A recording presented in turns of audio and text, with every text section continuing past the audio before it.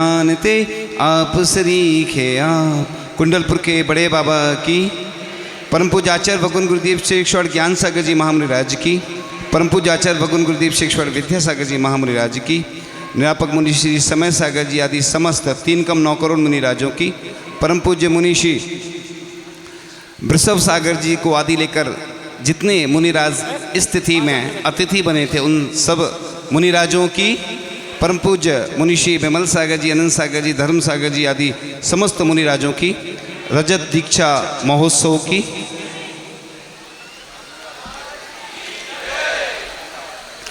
आज का यह पावन प्रसंग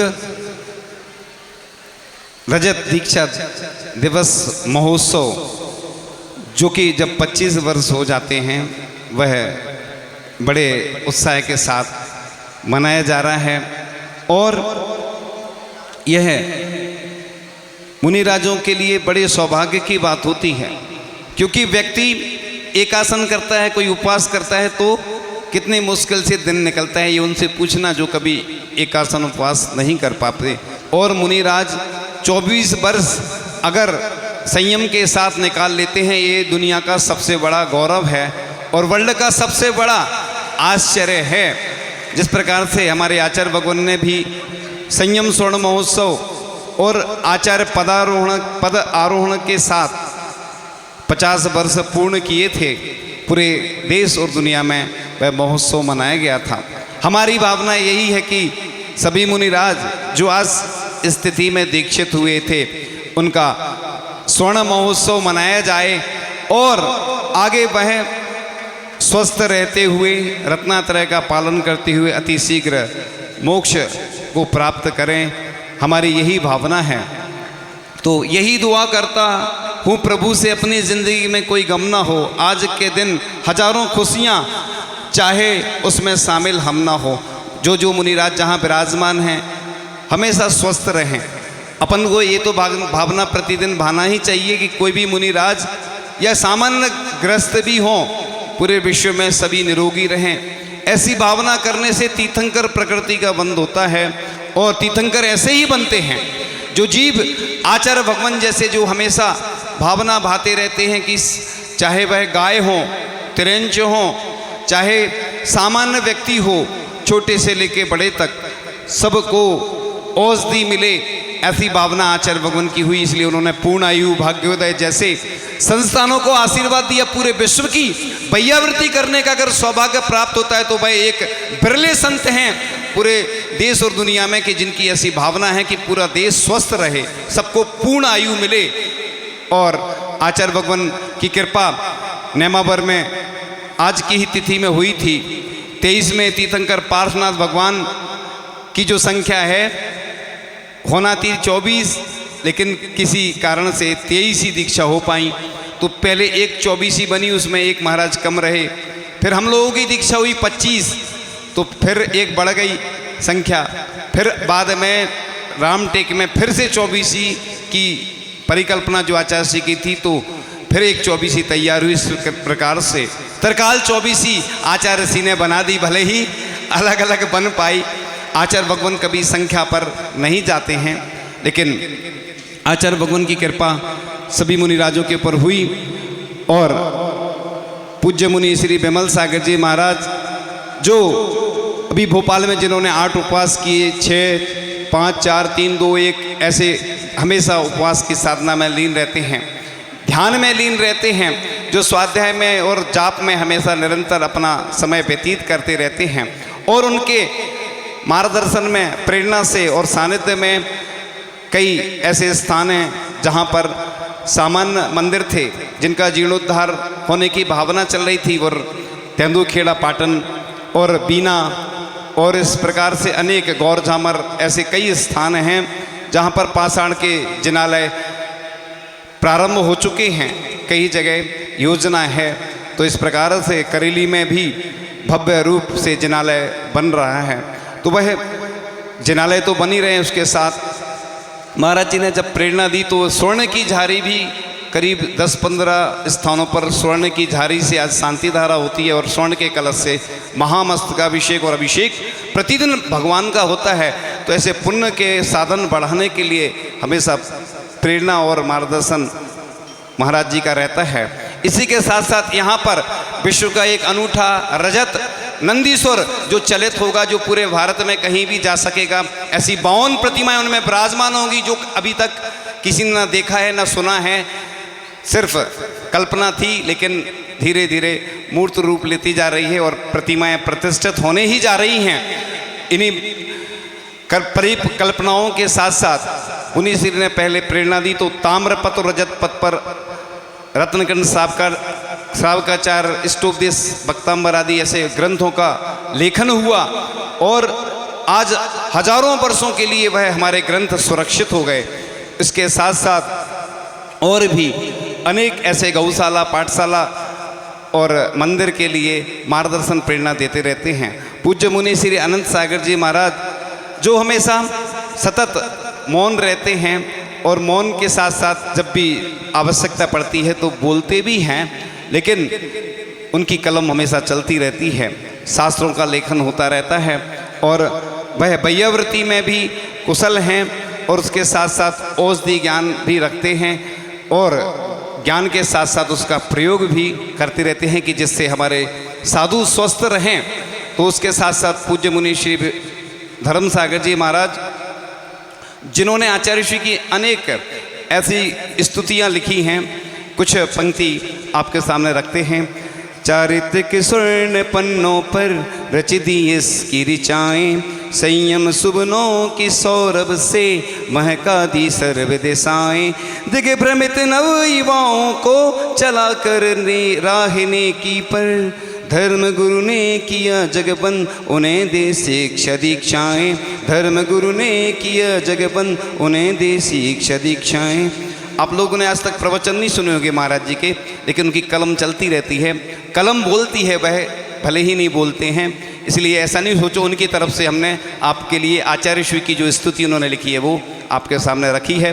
लेकिन हो सकता है आज अतिशय हो जाए, पंचकल्याणक में और वाणी खिर जाए, सौभाग्य की बात है।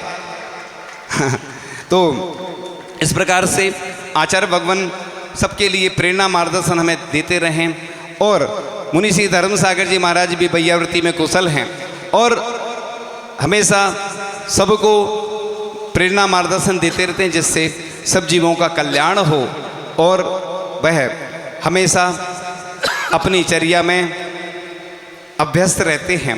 ऐसे त्रय मुनिराज जो हमारे सामने विराजमान हैं और उन सब के चरणों में हम बार बार नमोस्तु करते हुए यही भावना करते हैं कि आपका रत्नत्रय का पालन करते हुए वर्ष भर आप स्वस्थ रहें और यह भी भावना करते कि हमारे आचार्य भगवान भी हमेशा स्वस्थ रहें। वैसे तो कल बताया गया था कि अभी आचार्य श्री पूर्णतया स्वस्थ हैं। देखो जब आचार्य श्री विहार करते हैं तो उनके अंदर एक नई ऊर्जा का संचार हो जाता है। जैसे युवा चलते हैं वैसे आज 77 वर्ष के जो आचार्य महाराज हैं वह आज विहार करते जा रहे, इतनी ग्रीष्मकालीन तपन में भी। हमें रास्तों की ज़रूरत नहीं है, हमें तेरे कदमों के निशा मिल गए हैं, गुरु जो मिले तो उषा खिल गई है, भव भव भ्रमण की निशा टल गई है, गुरु कहते जागो दशा ढल रही है, विद्या दिसागर से दिशा मिल गई है, डूबे थे दुख में संसार में हम, अनादि से जन्मे मरे दुख सहे हम, भव पार होने तरुणी मिल गई है, विद्या दिसागर से दिशा मिल गई है, कर्मों के बंधन में जकड़े हुए थे, अज्ञानता से पकड़े हुए थे, बंध काटने की कला मिल गई है, विद्या दिसागर से दिशा मिल गई है, पतित पद दलित को गुरु ने उठाया, संयम रतन दे गौरव बढ़ाया, लाखों जनों को शरण मिल गई है, वेद्यादि सागर से दिशा मिल गई है। ऐसे आचार्य भगवान भी हमेशा जीवंत रहें और हम सबके लिए प्रेरणा मार्गदर्शन मिलता रहे। ऐसी ही परंपरा आगे पंचम काल के अंत तक मुनि आर्यिका श्रावक श्राविका के रूप में चलती रहेगी। तो हमारे लिए इसी प्रकार से मुनिराज मिलते रहेंगे और 18,000 वर्ष लगभग जो बचे हैं पंचम काल के, जो लगभग जितना भी समय है उसके अंत तक जिन शासन की ऐसी ही प्रभावना होती रहे और हम सबके लिए इसी प्रकार मुनिराजों के दर्शन होते रहें। और एक और छोटी सी पंक्तियां सुनाकर बस विराम लेंगे। आज रात सपने में मैंने आचार्य श्री जी देखा, विमल सागर जी थे नहीं देखा, एक कहीं हो गयो रे हिचकी आवे, गुरु जी था की याद सतावे रे हिचकी आवे। आज रात सपने में मैंने अनंत सागर जी देखा, धर्म सागर जी थे नहीं देखा, एक कहीं हो गयो रे हिचकी आवे मुन गुरु जी थारी याद सतावे रे हिचके आवे। इस प्रकार से आज जितने भी मुनिराज आज की तिथि में दीक्षित हुए सबके चरणों में अनंत बार नमोस्तु करते हुए यहीं से यही भावना भाते हैं कि आप सभी हमेशा इस दिगंबरत्व की प्रभावना में जिन शासन की प्रभावना में रहते रहें और आपको अति शीघ्र मोक्ष की प्राप्ति हो। परम पूज्याचार्य भगवान गुरुदेव शिक्षण विद्यासागर जी महामुनिराज की તમને હું થઈ ગયો सिद्धेभ्यः ओम नमः सिद्धेभ्यः ओम नमः सिद्धेभ्यः नमो। आचार्य गुरु विद्यासागर जी महामुनिराज की जय। श्री विमल सागर आदि समस्त तीन करोड़ जय। पूज्य मुनिवर श्री धर्म सागर जी महाराज की। ओम नमः सिद्धेभ्यः ओम नमः सिद्धेभ्यः। मंगलम भगवान वीरो मंगलम गौतमो गणी, मंगलम कुंद कुंदाद्यो जैन धर्मोस्तु मंगलम। सर्वमंगल मांगल्यम सर्वकल्याणकारकम, प्रधानम सर्वधर्माणां जैनम जयतु शासनम, जैनम जयतु शासनम। देवादिदेव खजाराट श्री पारसनाथ भगवान की, परम पूज्य आचार्य गुरुदेव श्री विद्यासागर महाराज की, मुरी श्री विमल सागर महाराज की, तीन कमलों करोड़ महाराजों की।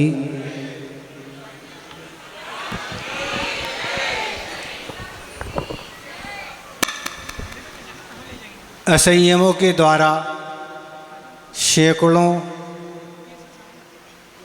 प्रकार की पुस्तकें, उनकी सैकड़ों पृष्ठ और उनकी सैकड़ों लाइनें पढ़ने से आज तक किसी को वैराग नहीं हुआ और ना कभी होगा। बल्कि जो वैराग है वह भी समाप्त हो सकता है। पराचार्य द्वारा जो भी ग्रंथ आगमों की रचना हुई उसकी मात्र एक लाइन क्या कई शब्दों के पढ़ने से ही वैराग उत्पन्न हो जाता है। ये तो आचार्यों की लेखनी की महिमा है, उनके संयम का प्रभाव है। इसी बात को लेके यह आज का प्रसंग है कि व्यक्ति के जीवन में किस प्रकार संयम आ जाता है और वह असंयम का त्याग करके उस संयम को धारण करके अपने जीवन को उन्नतिशील बना लेता है। तो मेरे जीवन में भी कोई संयम नहीं था।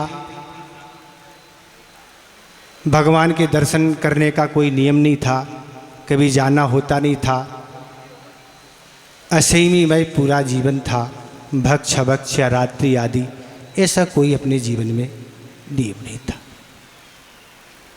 पर जैसी हमें संगति मिली, जिसमें संगति में अभी वर्तमान में जो पूज्य सागर महाराज हैं, जो अभी शिवनी में स्थित हैं, विमल सागर महाराज जी और भी धर्म सागर जी आदि हम लोग जब साथ में पूजन आदि स्वाध्याय जैसे हम लोगों ने प्रारंभ किया, चूँकि मेरे लिए तो कुछ आता ही नहीं था, कोई स्वाध्याय आदि नहीं था, पर ये लोग सब स्वाध्याय छः ढाला का स्वाध्याय करती थी।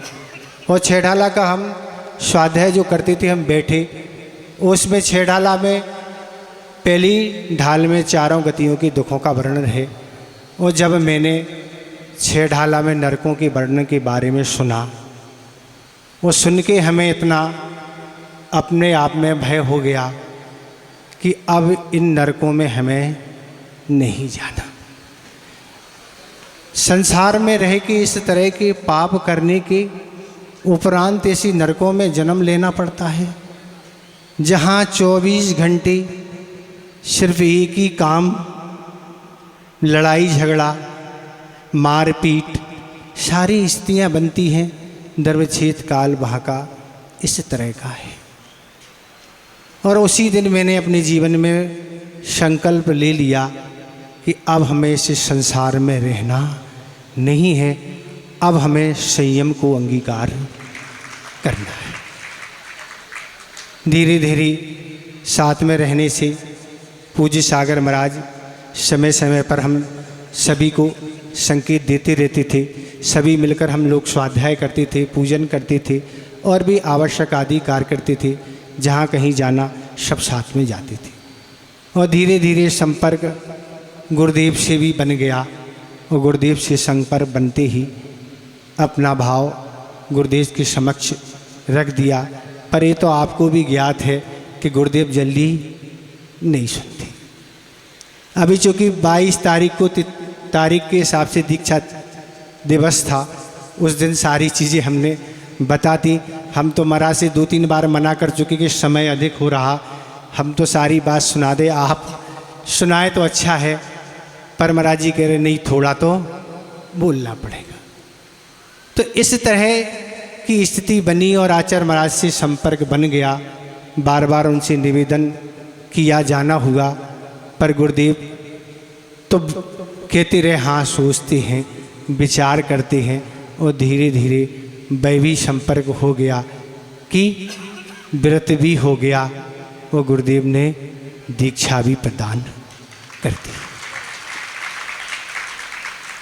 चर्चा का विषय तो यही रहता है कि बहुत वर्ष लगते हैं दीक्षा आदि करने में, पर गुरुदेव ने तो ऐसा एक हम लोगों को मंत्र दिया, वह बस नवोकार महामंत्र है। यही कहा बस इसकी तुम्हें जाप करना है, बस तुम्हारा काम हो जाएगा। और भगवान की भक्ति और जाप अनुष्ठान के माध्यम से ऐसा बात में चमत्कार हुआ कि ड्रेस चेन होने के उपरांत 4 महीने में ही संयम को धारण करने का अवसर मिल गया। तिथि के हिसाब से आज ही का दिन है, वैशाख शुद्धि 7वीं का दिन है। वह पारसनाथ भगवान का सानिध्य नेवा भर में है। आज तो फिर भी आप ठंडी महसूस कर रहे हैं, पर उस दिन कितनी गर्मी थी कोई बयान नहीं कर सकते। उपवास, केस लॉन्च और भीड़ की तो पता ही नहीं, क्योंकि अपन ने तो नज़र उठा के किसी को देखा ही नहीं कौन क्या है। बस यही भाव बना रहा कि जल्दी से जल्दी आचार्य महाराज वस्त्र त्याग करने का मंत्र बोलें और अपन जल्दी से जल्दी वस्त्र त्याग करके खड़े हो जाएं। वस्त्र पहनाने वालों ने तो गांठ इतनी अच्छे से लगा दी कि भाई गांठ खुल नहीं रही थी, तो मैंने तो ऊपर से ही उतार दी। त्याग करना है, इसमें देर नहीं करना है। त्याग होने के उपरांत ही सप्तम गुणशान हो जाता है, फिर उसके बाद छठे में आना होता है।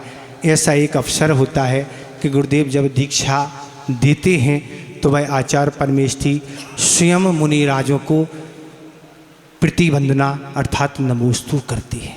वह एक जीवन का एक ऐसा क्षण होता है, क्योंकि उतनी अपार विशुद्धि उस साधक की रहती है कि सारा वह संयम का त्याग करके उस सप्तम गुणस्थान में पहुंच जाता है। तो ऐसे गुरुदेव हैं कि उन्होंने इतनी बड़ी कृपा की कि असंयम का त्याग करा के उस संयम को प्रदान किया, स्वाध्याय कराया, चर्या सिखलाई, और भी समय समय पर क्या सावधानी होती, सारी की सारी चीज़ उन गुरुदेव की देन है। उनका वर्णन तो अपन नहीं कर सकते, उनका कितना बड़ा उपकार है वह तो प्रत्येक क्षण हमें याद रहता है। केवल दीक्षा दिन के लिए नहीं, वह तो हमें प्रत्येक क्षण याद रहता है। उन्हीं के साथ हम अग्रज मुनि महाराज भी कम नहीं हैं, जो हमें समय समय पर दिशा निर्देश उपकार करते रहे, उनका भी उपकार कम नहीं है। तो ऐसी स्थितियाँ होती हैं कि गुरुदेव की कृपा से कैसा क्या चमत्कार हो जाता है। मुझे तो आज भी सपन जैसा लगता है कि मेरी चर्या में कैसे पर्वत होके इस संयम को मैंने धारण किया, क्योंकि मैंने जीवन में कोई नियम संयम कोई काम थी नहीं, संगति ठीक थी नहीं, सारी विपरीत स्थितियाँ थीं। पर गुरुदेव के आशीर्वाद से क्या चमत्कार हो गया वे तो हमेशा याद रहता।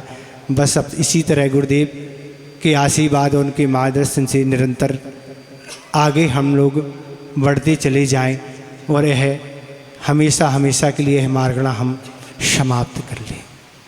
तो ये तो सारा उपकार गुरुदेव करते ही हैं, पर वह भी कम नहीं है कि दीक्षा होने के उपरांत भी गुरुदेव भी बड़ी मनोयोग से वृत्ति करते हैं। वह नेमावर का प्रसंग आज भी हमें याद है कि दीक्षा के लिए 2-3 ही महीने हुए और ऐसा अब लग रहा था कि गुरुदेव को इंदौर चतुर्मास करना है, ऐसी कुछ चर्चाएं थी। बारिश काफ़ी हो चुकी थी, चतुर्मास का समय समीप आ रहा था। गुरुदेव हम लोगों को मूलाचार्य प्रदीप का स्वाध्याय 2 बजे से 3 बजे तक कराते थे और स्वाध्याय कराते करवाते कुछ बिहार की चर्चा आई, चतुर्मास की चर्चा आई, तो मुनि प्रसाद सागर जी बोले आपको बिहार करना नहीं है, आप तो ऐसी हवाई फार करते रहते। तो आचार्य महाराज कहते हमसे क्यों, स्वास्थ्य कैसा है? मैंने कहा ठीक है, चलना है, हाँ तैयार हूँ। उस समय मुझे बुखार आ रहा था, लगभग 105 से भी अधिक रहता था। अब तो ठीक है ना? हमने कहा अब तो ठीक है। और उस दिन जिस दिन पूछा उस दिन ठीक था और धीरे धीरे ठीक होने की स्थिति बन रही थी। पर 2 बजे से 3 बजे तक जो स्वाध्याय होता था मूलाचार का, आचार्य महाराज ने 3 बजे से पहले 10 मिनट पहले छोड़ दिया। और छोड़ने के बाद हम जैसे ही अपने स्थान पर पहुँचे, उस दिन हमारा अंतराय था। मुनि विमल सागर जी हमारी वैयावृत्ति करने आए और हम दोनों चर्चा कर रहे थे।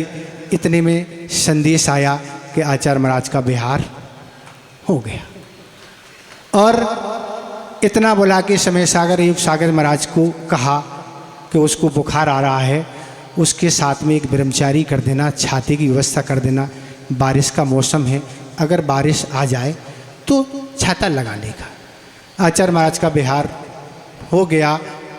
हम भी बिहार करते करते एक ब्रह्मचारी जी जो पूज्य अभी आगम सागर जी हैं, वह ब्रह्मचारी अवस्था में थे, उन्होंने छाता लगाया और वो हमारे सारे साथ चल रहे थे। और आचार्य महाराज नेमावर से 14 किलोमीटर बिहार करते करते खाते गांव पहुंच गए और मैं भी धीरे धीरे बिहार करता हुआ खाते गांव पहुंच गए।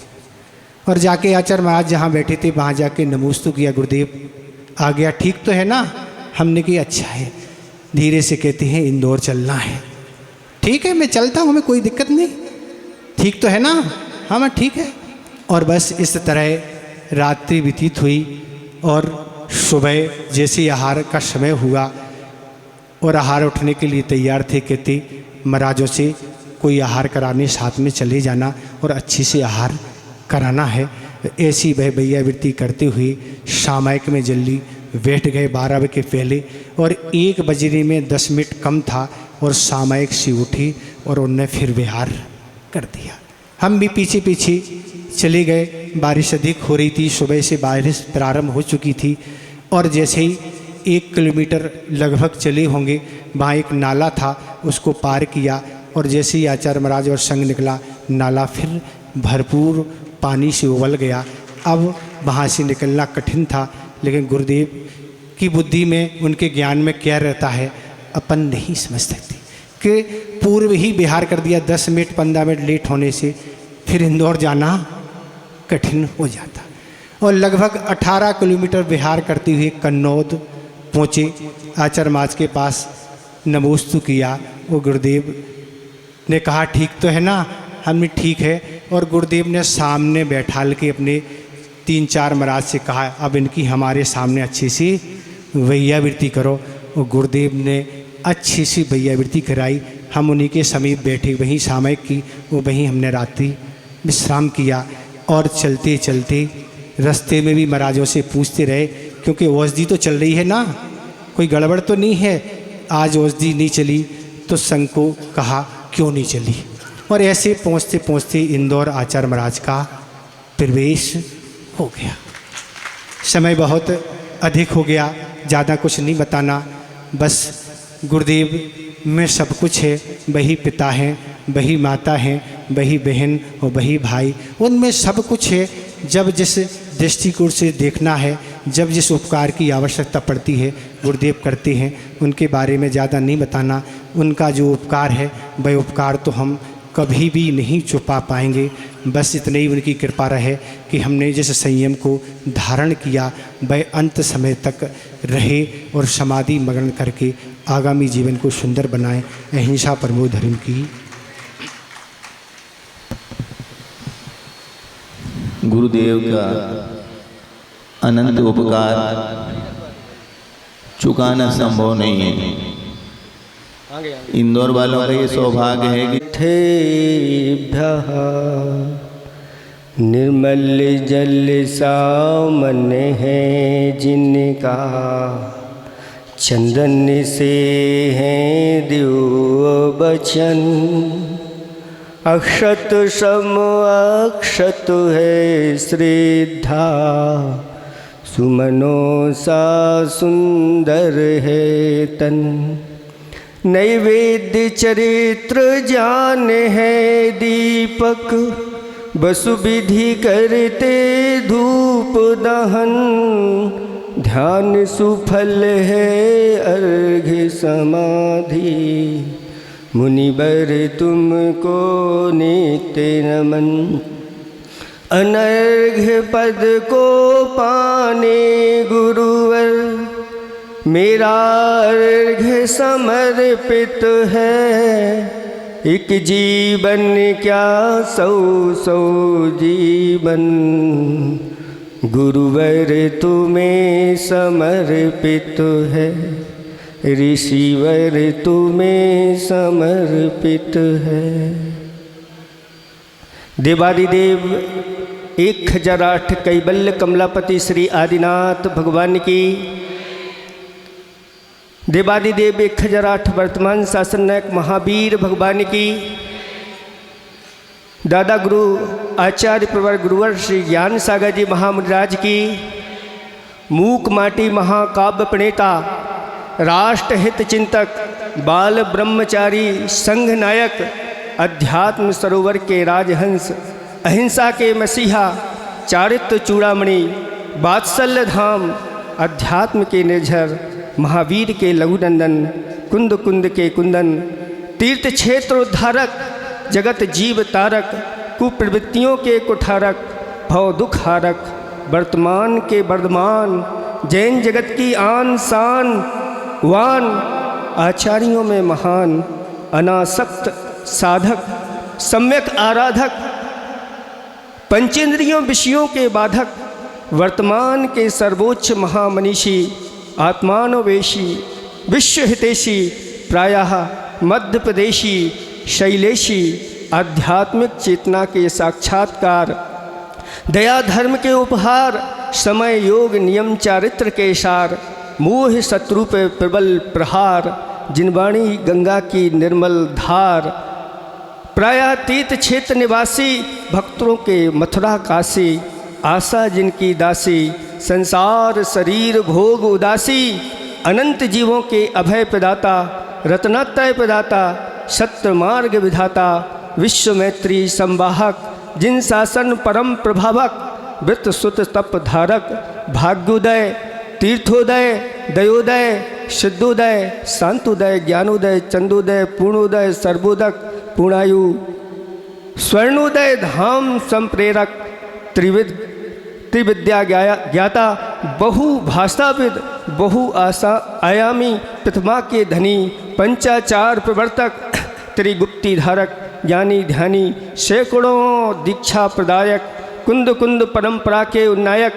आदर्शों के आदर्श, सम्यक पद प्रदर्श, महाकवि, मोहांधकार नाशक, अपूर्व रवि शशि, श्रमण संस्कृति के सजग पहरी, वैराग्य लहरी, सर्वार्थ सिद्धि प्रदाता, अनियत बिहारी, निर्विकारी, जन जन के उपकारी, आत्मजयी, कसाय विजयी, निजानंद रसलीन, विषयानंद विहीन, ज्ञानालोक पुंज, संयम सुमन निकुंज, अनासक्त निष्प्रही, क्षमाशील सहनशील, धीर वीर गंभीर, गौ रक्षा घनश्याम, कलयुग में राम, शांति सुख आनंद धाम, निरी निर्भीक, सहस्रों जिन बिंबों के सूर्य मंत्र प्रदाता, सहस्रों शिष्यों के मोक्ष मार्ग प्रशस्ता, त्याग की उज्ज्वल मूर्ति, चतुर्थकालीन चर्या के धनी, निष्काम साधक, संयम स्वर्ण दीक्षा के उच्च शिखर, सुपरहित संपादक, प्रतिभा स्थली आदि संस्कृति एवं सत संस्कारों के संवाहक, जंगल में मंगल करने वाले, करपात्री, पदयात्री, निश्चल मुस्कान के धनी, चंद्रमा से शीतल, निष्कलंक निर्विवाद साधक, ज्ञान सागर के अमूल मोती, ज्ञान बगिया के दिव्य सुमन, मूलाचार की जीवंत पांडुलिपि, समय सार की साक्षात चेतन किति, आगम की यथार्थ किति, अनेक शास्त्रों के उद्घाटक, गुरु वचनों के साकारक, समाधि सम्राट, जिनामृत पीयूष पाई, परमहंस, महामनस्वी, महातेजस्वी, महातपस्वी, महायशस्वी, अपराय जय साधक, अभीक्ष ज्ञानोपयोगी, स्वर्ण संयम पथ के राही, अनुशासन जीवन के मूल्यवान पहलू, एकाग्रता के अडिग मेरु, युग सम्राट, युग वेत्ता, युग प्रवर्तक, महाकवि, उदात्त चिंतक, अनासक्त, आत्मानुशासक, सकारात्मक विचार विधायक, कालजयी सायक, विश्ववंद दिगंबराचार्य, संत श्रोमणी आचार्य प्रवर गुरुवर श्री 108 विद्यासागर जी महामुनिराज की। आज के दीक्षक धारण करने वाले गुरु आज्ञा से जहाँ जहाँ जो साधक अपने रत्नात्रय का पालन कर रहे हैं, उन सब मुनिराजों की, 3 करोड़ करोड़ महामुनिराजों की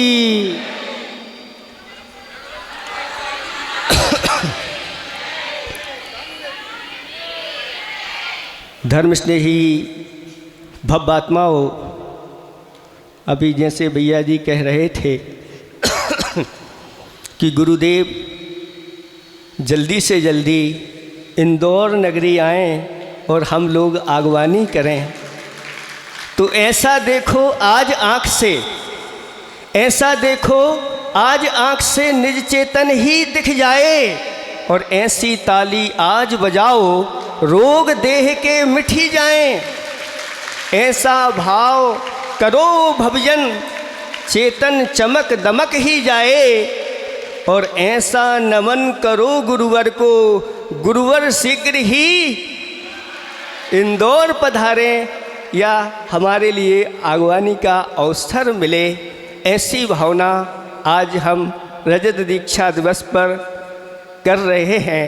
अभी आप लोगों ने मुनिराजों के मुख से गुरु की महिमा सुनी है। कहते हैं गुरु की महिमा वर्णी न जाए, गुरु नाम जपो मन वचन का। गुरु की महिमा को इन शब्दों में बांधा नहीं जा सकता। गुरु तो महान होते हैं, उनको कागज़ पर लिखा नहीं जा सकता। वो तो महान विस्तार उनका होता है।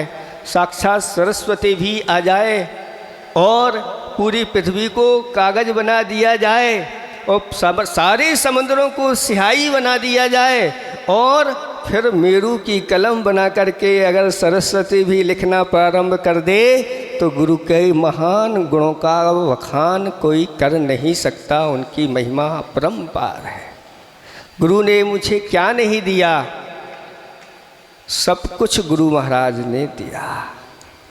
यहाँ तक कि उन्होंने तो हमारी ऐसी वैयावृत्ति की, कहाँ मैं भटक रहा था संसार में, लेकिन जिस दिन गुरुदेव के दर्शन किए उस दिन ही बहुत दूर से किए थे। उधर आचार्य भगवंत धर्मशाला में रुके हुए थे और इधर भी एक धर्मशाला थी और पहुँचे और रात्रि विश्राम रात में पहुँचे और जैसे ही सुबह वहीं धर्मशाला से गुरुदेव की वह यथाजात मुद्रा देखी तभी वहीं से नमोस्तु किया और संकल्प ले लिया कि आज से मेरे गुरु यही रहेंगे और कोई नहीं। जिनके दर्शन मात्र से दिल हो जाता है बाग बाग, ऐसे उन गुरुदेव का अद्भुत देखा त्याग।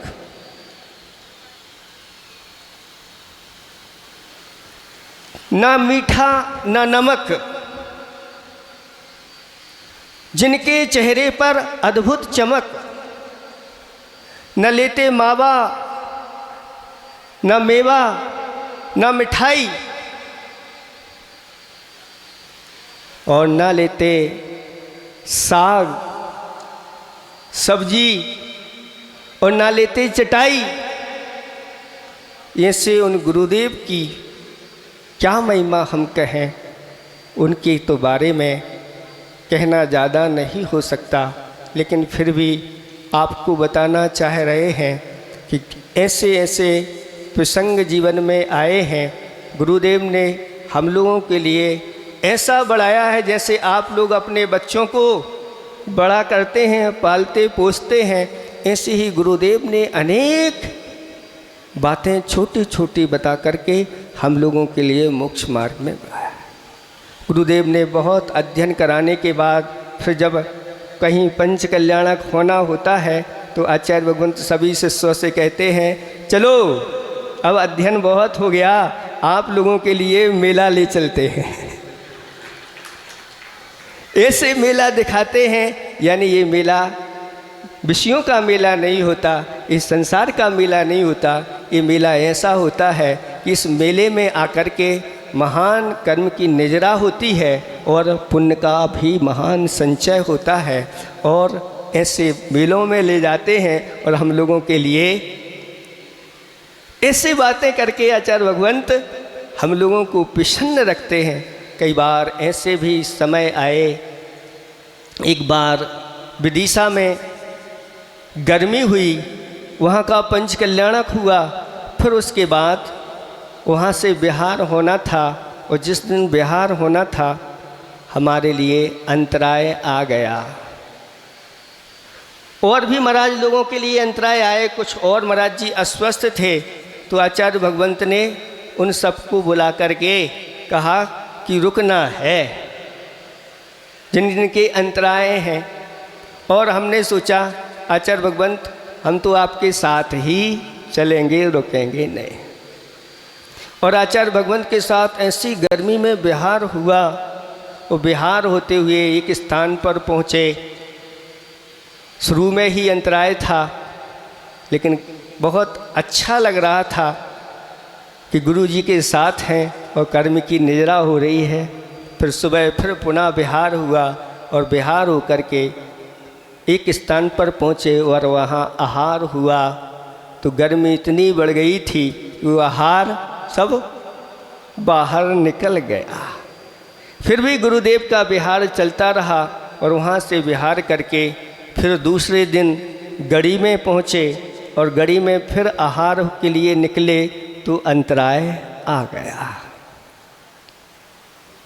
फिर आचार्य भगवंत बिहार करते गए और गैरतगंज पहुँचे और गैरतगंज पहुँचते ही शरीर में कमजोरी आ गई थी तो बुखार आ गया, शरीर गर्म हो गया। आहार के लिए निकले दो महाराज वैयावृत्ति के लिए आहार के लिए गए थे साथ में, और उन्होंने भी शोधन अच्छे से किया, लेकिन कर्म का उदय ऐसा था कि उस दिन भी अंतराय आ गया। और गुरु महाराज को विहार करना था, आगे जाना था, और जब पता चला कि ऐसी स्थिति है तो गुरु महाराज दो महाराजों को, पूज्य सागर महाराज और सौम्य सागर महाराज को छोड़ करके आगे बढ़ गए। और दोनों महाराजों ने हमारी ऐसी वैयावृत्ति की बहुत जल्दी स्वस्थ हो गए, लेकिन आचार्य महाराज तो और आगे बढ़ गए।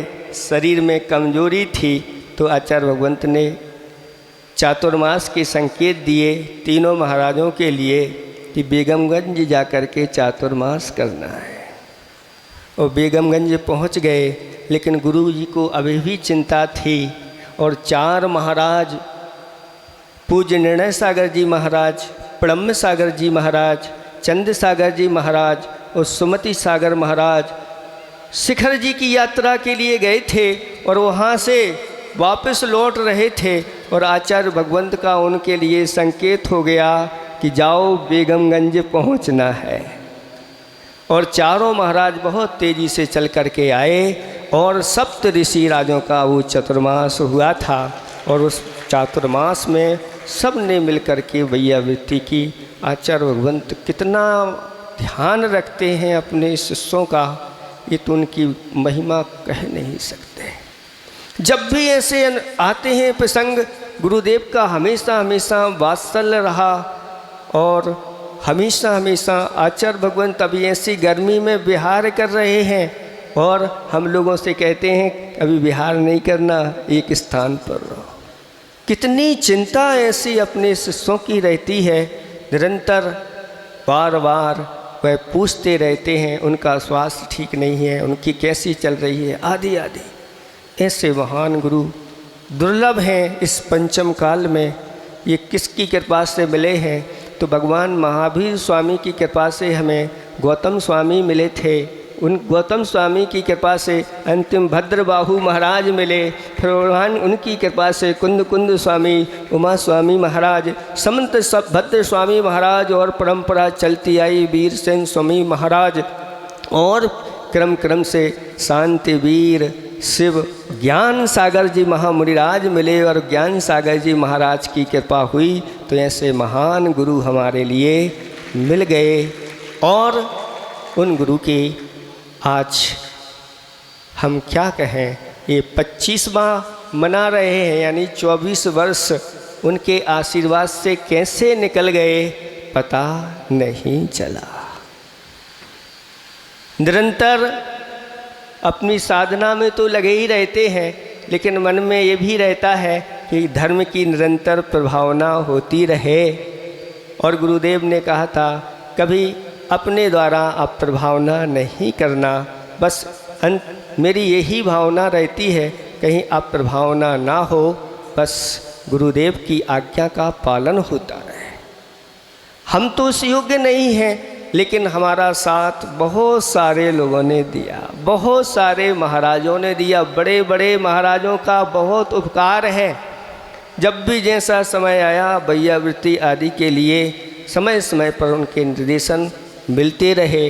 और साथ में रह कर के पूज्य सागर जी महाराज हैं, अनंत सागर जी महाराज हैं, निरंतर वैयावृत्ति की व्यवस्था, धर्म सागर जी महाराज हैं, वो भी पूरी व्यवस्था करते रहते हैं।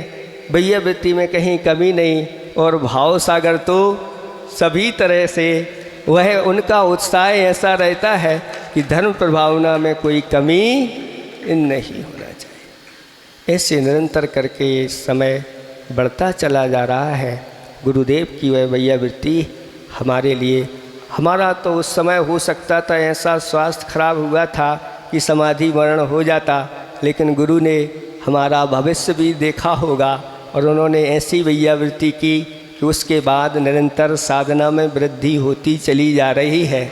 और उनकी कृपा से और वृद्धि मुझे करना है, ऐसी भावना है। बस इतना है। अंत में यही हम कहेंगे कि अंतिम समय गुरु का नाम लेते हुए पंच परमेष्टि का स्मरण करते हुए अंतिम समय तक एक संयम बना रहे। यहीं से हमारा गुरुदेव के लिए बारंबार नमस्कार है। नमोस्तु भगवन, नमोस्तु भगवन, नमोस्तु भगवन।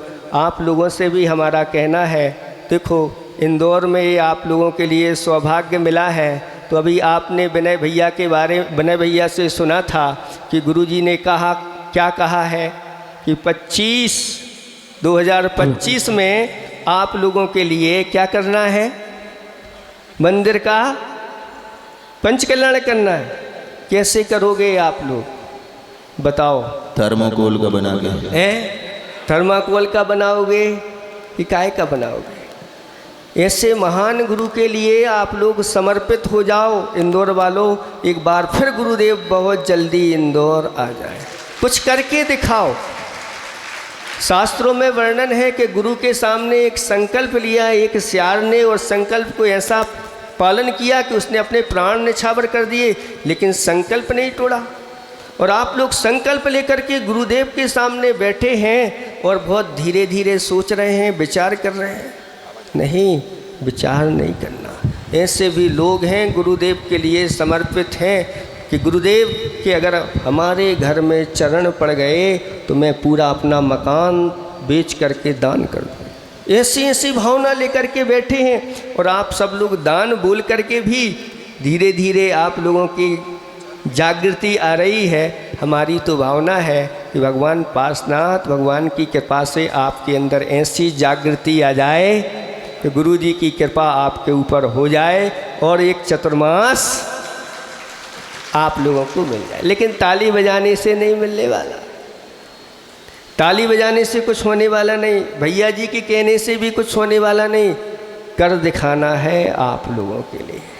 वास्तव में अगर आप ये मानते हैं कि हम लोगों के लिए ये कृपा हुई है तो ये सब पंच कल्याणक की वजह से कृपा हुई है। उधर कुमेड़ी का हुआ था और इधर तुलसी नगर, इन दो की वजह से आप लोगों को इतना समय मिल गया। और अगर शुरुआत में हो गया होता, जनवरी फरवरी में हो गया होता, तो हमारा यहाँ से हो रहा होता, कहीं और का पंच कल्याणक हो रहा होता। लेकिन आप लोगों का पुण्य हम निरंतर बढ़ाते चले जा रहे हैं। कॉलोनी कॉलोनी में जाकर के भी आप लोगों का पुण्य हमने बढ़ाया है। आप इस पुण्य को और बढ़ाते चले जाओ और पूरे के पूरे इंदौर वाले संकल्पित हो जाओ कि मुझे ये जिनालय जो गुरु ने सपना देखा है बहुत जल्दी पूरा करना है और हम इसको पूरा करके रहेंगे। तो वास्तव में आपका गुरुदेव के प्रति समर्पण होगा। आप लोगों की गाड़ी, आचार्य भगवंत ने स्वयं अपने मुख से कहा था कि सबके काम बहुत तीव्र गति से चल रहे हैं, लेकिन इंदौर वालों की गाड़ी पैसेंजर है, अभी कहीं कहाँ रुकी है। आप लोग सावधान हो जाओ। गुरुदेव का इशारा ही सारा है, इतना ही हम पर्याप्त समझते हैं। और आज जो यहाँ पर अतिशय हुआ है, इस पंच कल्याणक का ये अतिशय है कि जो धर्म सागर जी बोलते नहीं थे और गुरुदेव ने वहाँ गुरुदेव की आज्ञा आई कि ओंकार ध्वनि तो बोल सकते हैं। और वास्तव में सबसे बड़ा प्रवचन तो धर्म सागर जी का हुआ है, क्योंकि ओंकार में सारा का सारा द्वादशांग गर्भित है। आप लोगों ने कुछ समझा नहीं होगा, सुना नहीं होगा, लेकिन उस ओम में क्या नहीं है? एक ओम में संपूर्ण श्रुत है, 3 लोक हैं, सारे द्रव्य पदार्थ आदि सब कुछ है, पंच परमेष्टि उसके अंदर है। और ऐसा अतिशय हुआ कि महाराज ने भी ओंकार ध्वनि के माध्यम से आज मंगलाचरण कर दिया है। अब आगे देखिए होता है क्या। इनकी पंक्ति हम आपको सुना देते हैं कि खुद से खुद की, ये गुरुदेव के लिए पंक्ति है, हमारी मुख से है, ये धर्म सागर जी महाराज की हैं कि खुद से खुद की मुलाकात हो, रूह से रूबरू होने का जुनूनो जज्बात हो। गुरुदेव आपके लिए रजत दीक्षा दिवस पर अनंतों नमन। आपके जीवन में हमेशा सदा समता की बरसात हो, अहिंसा परमो धर्म की। आइए जिन्होंने पाद प्रक्षालन का सौभाग्य प्राप्त किया है, एक अभी दिलीप पाटनी जी।